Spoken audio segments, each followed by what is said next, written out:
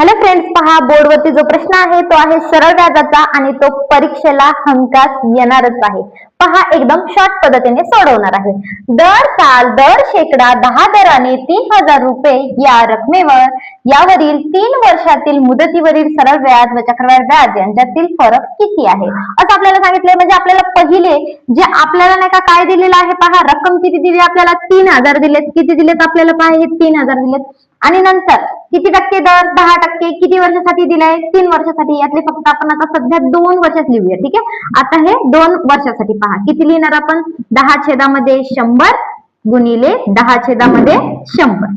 हा लिहिले. आता पुढे पहा, या 3000वर जर आपण 10% काढले तर किती येतं, 300 येतं का नाही. मग 300 मध्ये हे उरलेला आपण इथं 1 उरला होता ना आपला, मग तो 1 आपण इथं ऍड करून घेतला. म्हणजे इथे किती, 3 वर्षाचे 10 दराने होता ना, म्हणजे इथे पहा 10 ऍड करून घेतले तर किती झाले, 310 झाले. ठीक आहे, म्हणजे आपण इथं गुणिले काय लिहिणार, 310 भागिले किती लिहिणार, हे आपले 100. आता कॅल्क्युलेशन करूया. पहा 0 0 0 0 0 0 आणि इथे पहा 1 2 3 0 1 2 3 0 3 0 आपण कॅन्सल करून घेतले.